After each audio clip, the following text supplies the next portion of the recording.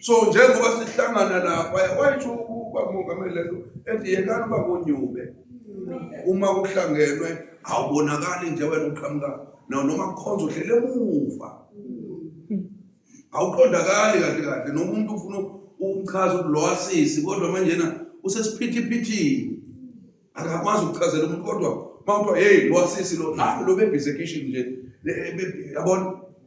So ke noma sihlangene singabazalwane ngiqinisile bazalwane lento ngiyisho ngempela akuyona ijoke ukuze sibonane. Uma ulifunda iBhayibheli leli kunamacebo wokwenza izinto. Amen. Ungafundi nje lethu lungisana indlela yenu kuphela. Ulifunde iBhayibheli. Uma ulifunda iBhayibheli uzothola ukuthi maningi amacebo wokwenza izinto. Uma ufunda uEsther kwaba namacebo ukuthi uEsther ufinyelela kanjani kuphi ePalace. Uma ufunda uRuth kwaba namacebo ukuthi ufinyelela kanjani kuBoaz. Manje ngiyacabanga ukuthi lento sikhuluma nje. Amen. So ke ukuhlangana abazalwane kuyayakha lento yokubonakala kwabazalwane. Ngicela ukuthi kunomzalwane othile waseHolithaba. Sihlangana nabantu baseGingindlovu, sihlangana nabantu baleko koMacambini, sihlangana nabanye abasebesuka eStenga manje. Lokho kuhlangana kwethu uthi undazwe ngelinye ilanga siyadinga ukwazana. Kungagcini kwazana befundisi babe connected ngale ndlela esiyibonayo. Sibe thina on the ground singazani. That was a very good statement. Ethi ake siorganize nje inkonzo ukuthi nazane. Amen. So there's a statement sasibalekile bazalwane. Amen. Ukuthi awuve kubalekile nje ukuthi nazane bazalwane. Awuzalwane hlanje ukubona ubani hayi ngosibani wakwabani hayi ngokwaNgcobo. Okay. Uma kubizwa ukuthi uthathelwa inombolo. Amen. Ngoba ekugcineni we need to see progress yenu bazalwane. Ngeke lokho sokubalekela. Niwa ngenxa yokuthi umshado ayikho. Niwe nibuyele ezweni. Amen. So ke masingakuthathi sikwenze lula indaba yokubaleka kwenu nokuthi ekugcineni kufanele ukuthi impilo yenu ithathe another level ye progress. Amen. Angeke sayithatha kancane lonto bazalwane. Si serious ngayo siyayikhulekela futhi. Amen. So ke izizathu zokuhlangana kwabazalwane lezo ukuba bazane. Okunye sinezingane zethu ezinazo igift nazo isiphiwo. Abanye abazalwane abathi mabesibona basehalele basicele bamcele bammeme. Igift mayingabuyiseli ivelu kuwe ifile. Niyangizwa bazalwane? Amen.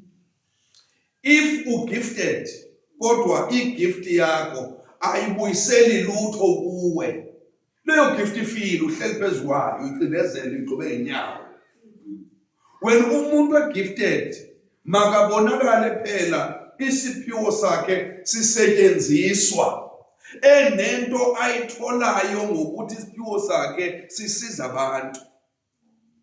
Hallelujah. Amen. So ke uma unesiphiwo sento ethize oyenzayo kumele leso siphiwo sikusebenzele sibe neveli yokuthi kuwe sineveli. Hallelujah. Amen. uNkulunkulu ke kasikezange iziphiwo zokuthi nje sibe nazo nje. Usinikeze ukuba sisebenze siyisebenzise lezo iziphiwo. Abantu abangenaso bazosicela eHolithaba. Uma ngokukhipha londi ngesiphiwo lo othi ngicela le ntombazane lapha eHolithaba izosikhonza kanje ngizomtshela ukuthi iduru ayikho nje. Kona izokwenzela lento uyifunayo kodwa ayikho nje. Yini I'm proud of ukuthi une-gift futhi akufanele akuthathe lula. Mizokuthatha la athi hey siyacela sinento ethize lapha eshowe sicela ukuthi uzosiphathela uhlelo emshadweni. Bese bethi bazokunesa ngeplate lokudla. Cha. Mabazi ukuthi mabekuthatha 1.5 alright. Ukuthi usesandleni. Uma ungasinikeza ivalue iyofa into kuwe. Igift akuyona into yamahala. Igift uyiveze ekhaya. Kodwa misifuna ngaphandle imele ibe nevalue.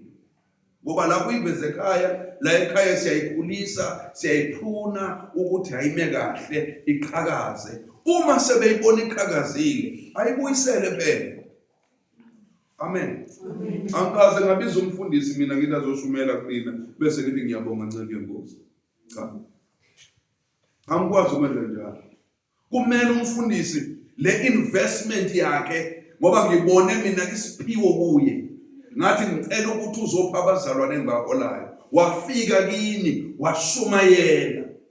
Uma eqeda ukushumayela mina mangibonana naye ngale ngithi mfundisi ngiyabonga kodwa hayi ngezandla. Ngikhipha imali. Ngi-appreciate i-value yakhe. Amen. So ke bazalwane kunjalo. So ke uma unesiphiwo sakho ungasithathi kancane. Vele sizofunda izwi lishoyo lithi makungabikho odelela ubusha bakho. Amen. Okwesibili iphuzu engifisa sikhulume ngalo. Iphuzu la ekhaya le membership. Ngizoyibiza ngo-part 1 le ngizoyikhuluma ngoba ngeke ngiliqede namhlanje. Ngizoyibiza nje u-part 1 ngizophinda futhi ngelinye ilanga ngize no-part 2. Bazalwane, i-membership kunento engifisa ukuyiveza kancane ngicabanga ukuthi icashile kubantu. I-membership bazalwane akuyona ukuthi senzela inkonzo kasiyabonga imali kuphela. Amen.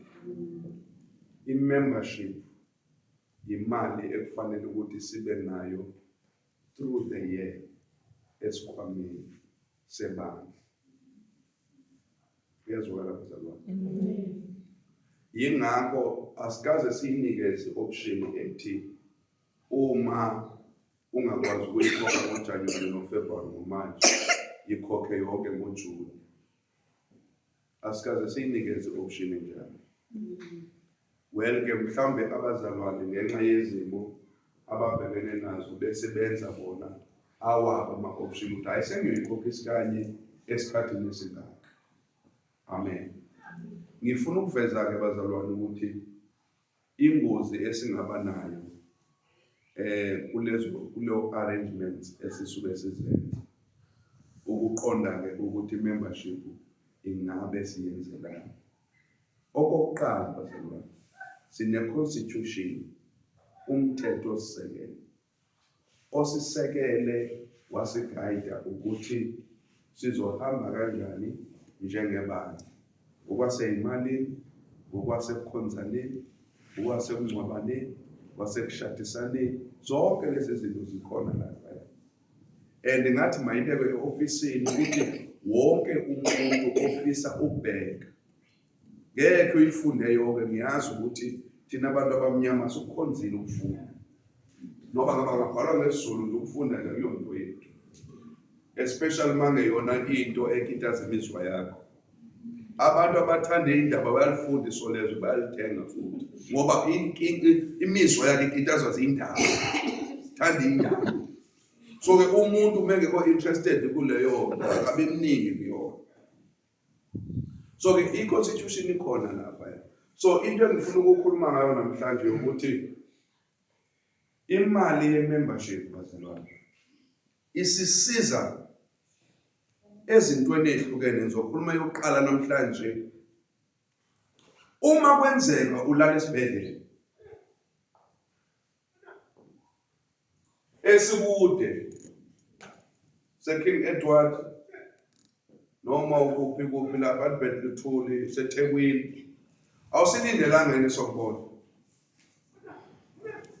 ayasikhuluma iqiniso awusilindelanga silindela ngithi yeah size ngani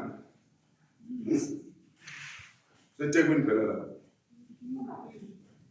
and angiboni ukuthi kuyajabulisa ukubona umfundisi nomama kuphela inhliziyo yakho ithi abazalwane banandaba nami inhliziyo yakho le izosho kanjalo abazalwane kusho abanandaba nami umuntu onendaba nami la eHoly Tower uma umfundisi nobaba ubese ugcina ungenwa umoya omubi othi nami ngiyokwenza njalo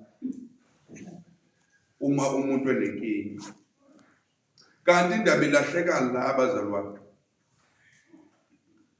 uma sizokubona kufanele sibe nemali yokugibela ukuthi sigibezane sihambe nawe uzobuyela lethemba ubona kungena ifu labazalwane fu beza kuwe amen sizokuzungeza sokukhulekela idinga imali leyo futhi masokubona umuntu ngeke singene sithi izandla nesimphathele into kuyena nokuthi uyadla inoma kanti khona abantu abadlayo phela ukuthi usesibhedlela kusho ukuthi mhlawumbe ukudla akwehli udla impela nje ukuthi unale nkinga nayo funeka simphathele into zokudla njengebandla hayi nje ukuthi abantu bakwaNgcobo abathenga into yokudla njengebandla so ke siyithatha le mali ngoba siyazi ukuthi asinazo isikwama nemali ye-membership imali ye-membership imali eyenza ukuthi sibe nemali njengebandla esizokwazi ukuthatha kuyo uma sinezinto esibhekana nazo ezinjengalezi enisho. Number 2, ushonelwe ubaba, umama, ingane yakho. Usilindele futhi njengebandla kubhaliwe uMthethosisekelo. Usilindele, ake sithi ke hayi la kwilocal. Kuthiwa hayi umuntu uzongcwatywa le emzini wakhe empangeni kodwa ingane yakho phela.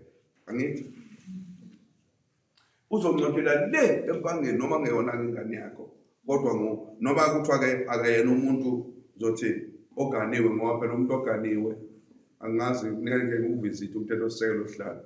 Uthini mangabe uyingane yakho kodwa ishadile? Isangena ngaphansi kokuthi ingane yakho. Uthini lo mthetho bazalwane? Usengane yakho le? Isemzini wayo? Akushintshi. Yanithanda. Ngithanda mina. Ngoba ndikusho niyaqinisa nje. Kulungileke nangu ke uma usibanibani kodwa uyingane yakho. Amalungelo kusuthi ayafana ngithi. Amen. Sefuneka ke sihambe siye enkandla emzini wakho. Njengebandla sohamba ngani? Asihambe futhi sisoke isigoqe izandla. Uthi uMthethosisekelo ngoba ingane yakho sikhipha u1 no2. Angithi sizoyithatha phi? Nazi ke lezi zinto singayiboni. Ukuthi kubaleka kangakanani ukuthi imali ihlale senayo. Kanti mayizosehlela leyo siyakwazi ukubheka ukuthi kwi-membership unani. Amen. Ngizogcina ngale ngoba ngifuna lento nizwe bazalwane. Namhlanje ngizogcina ngale nje ukuthi ngizoqhubeka.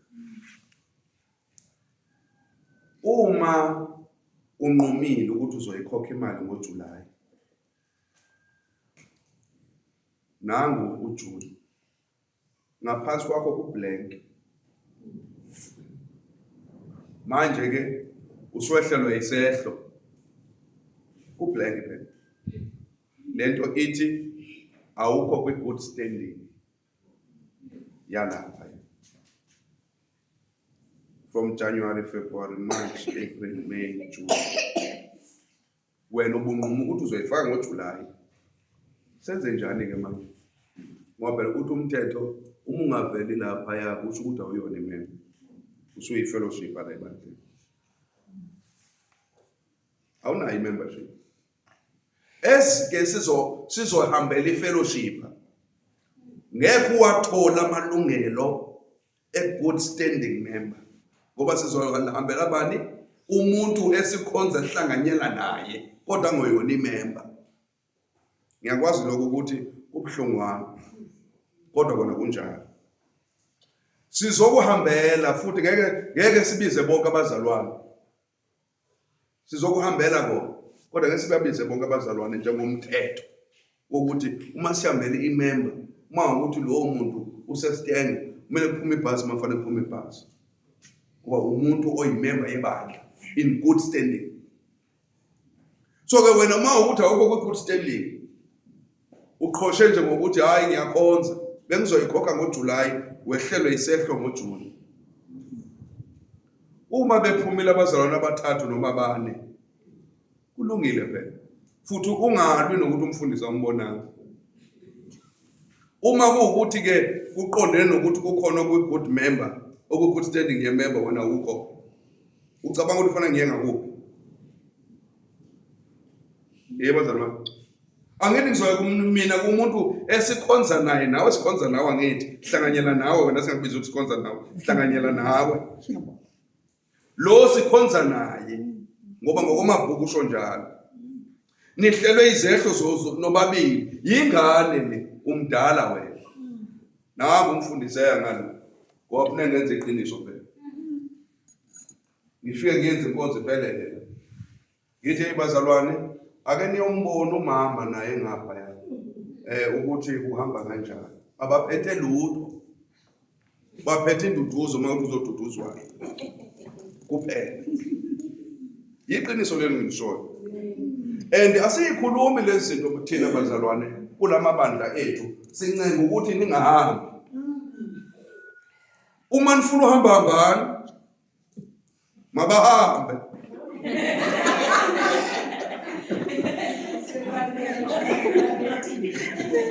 Baba ubheka ukuthi uzofika yini endaweni ekuthiwa ke la ekhaya ke hawu cha sikwenzela yonke into ke la ekhaya uma ula ekhaya nje uthola konke ama benefit awukhiphi lutho nje yonke into ihamba kahle ubona ukuthi khona uzofika khona kwenziwa njalo.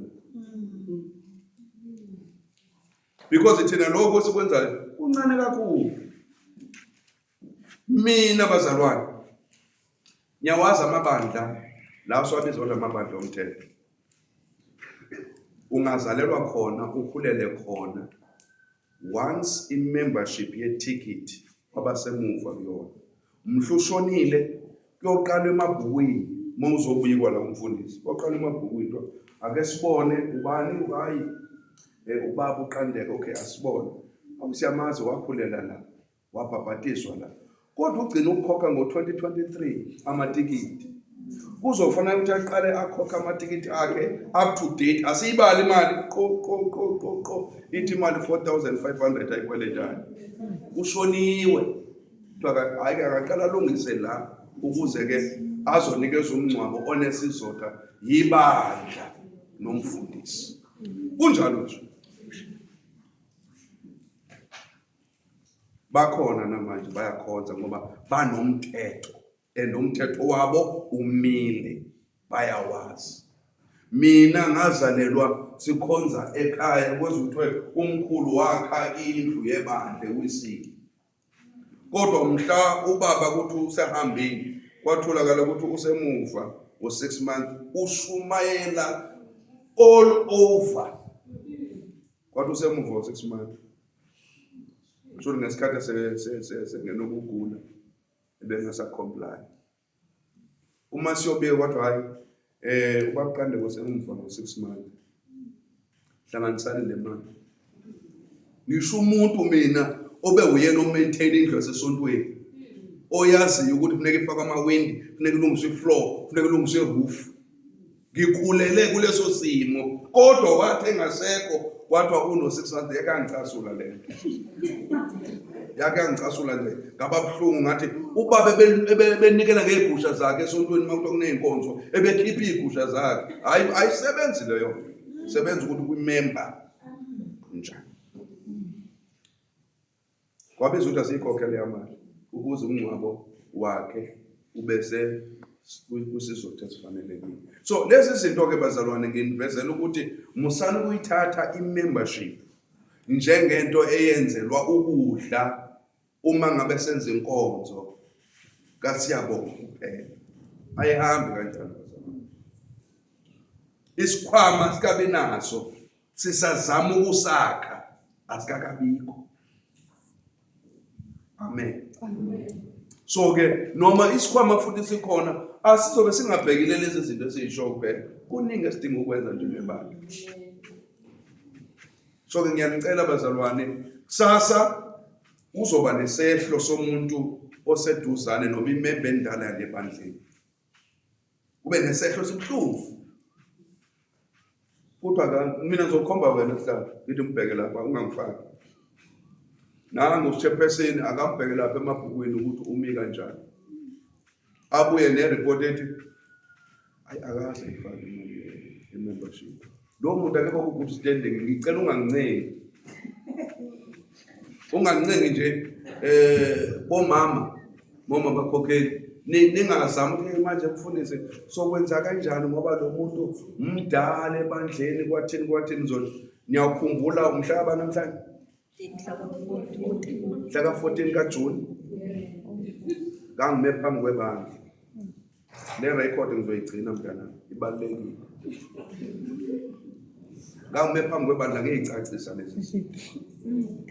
Ngoba uma khumalo memana angazi bazalwane bangathi mhlambe wenza ini akanako.